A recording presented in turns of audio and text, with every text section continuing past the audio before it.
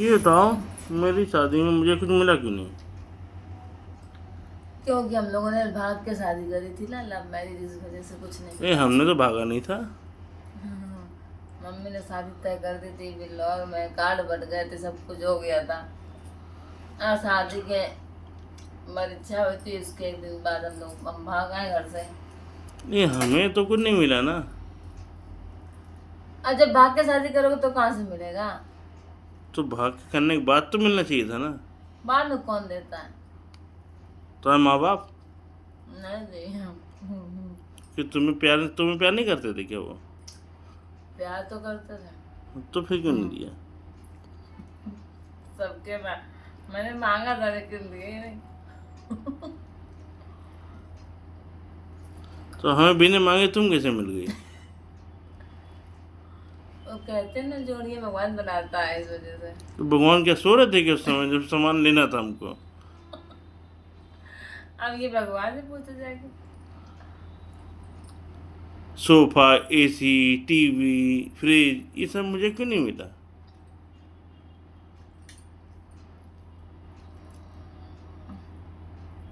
हाँ, मैंने can you explain it? बता दिया मैंने, मुझे नहीं पता। लेकिन तुम्हारे भाइयों ने अब ये रिश्ते को मान लिया है, तो फिर उनको तो देना चाहिए ना जो वो देना चाहते थे। अब नहीं दिए तो हम क्या करें? तुम्हारी बहनों ने ये रिश्ता मान लिया है, हम्म। तो फिर उनको भी देना चाहिए जो देना चाहते थे वो। अब सबसे जाके पूछ लो, जाके मुझे कुछ क्यों नहीं दिया, हम नहीं जा रहे। हमने सबसे मांगा, मुझे किसी ने नहीं दिया।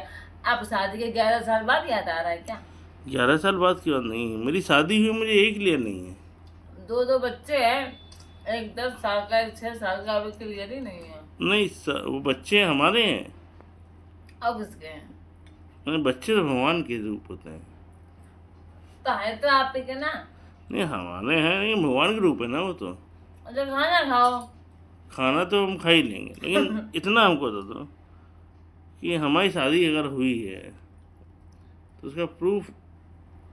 प्रूफ मेरे पास आर्य समाज का सर्टिफिकेट रखा है। वो नहीं चाहिए। तुम्हारे माँ बाप रिसेप्शन में माँ कार्ड नहीं है मान रखा लो, है। तो तुम्हें भाइयों को एक्सेप्ट करना चाहिए था अगर वो आना जाना शुरू कर दी है हमारे यहाँ। अरे भाइयों ने, और हमने 8 भाई बहन है, चारों बहनों में से किसी को कुछ नहीं दिया भाइयों ने। माँ बाप ने किया जो किया है, बस शांति से खाना तो खाओ। तुम्हारे बाप तो है ना अभी, बाप उनसे कह हमारे दो कि 100 गज की जमीन हमें रजिस्ट्री कर दें। है नहीं, उनके पास कहाँ से करते हैं? सूरनगर में है ना। सरूगा में 200 गज का प्लाट है, उसमें 4 भाई हैं, 50 गज तो चारों भाइयों को मिला है। नहीं तो सबको 25-25 गज दे दें, हमको 100 गज दे दें।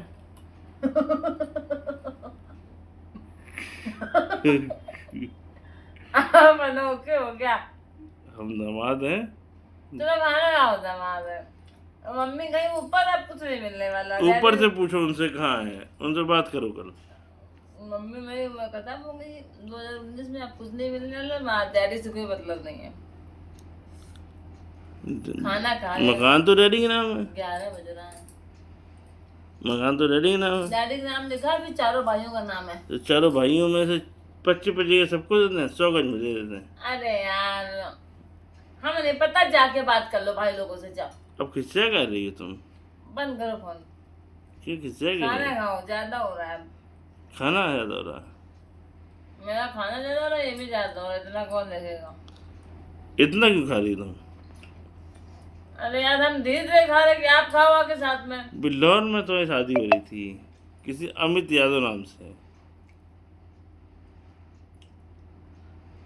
और वो एक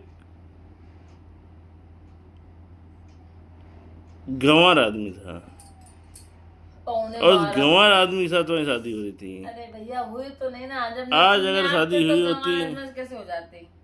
आज ये आलीशान कमरा दिख रहे हैं आप दोनों भाइयों, दोस्तों आप लोग ये कमरा देख रहे हैं, ये मैंने बहुत मेहनत से बनवाया है ये कमरा।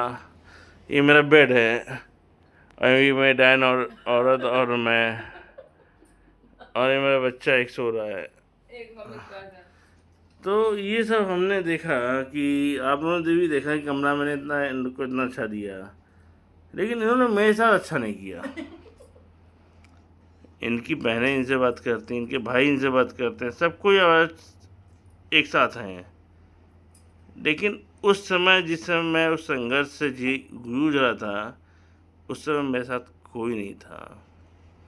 उस समय बहुत फाइनेंशियली बहुत ही दिक्कत थी। मैंने बहुत लोगों से पैसा मांग के काम किया, लेकिन उस समय मेरे साथ कोई नहीं था। तुम साथ एग्री हो इस चीज़ में? हाँ। इनकी माता जी ने कहा कि जो भी दहेज सामान तुम खरीद रहे हो उसका पैसा मैं पूरा तुम्हें दूंगा। अभी ये मेरे मान लो देख पूरा पैसा उन्होंने कहा था मैं दूंगी, बस हो गया। लेकिन अरे एक भी बस हो पैसा गया। मुझे नहीं मिला।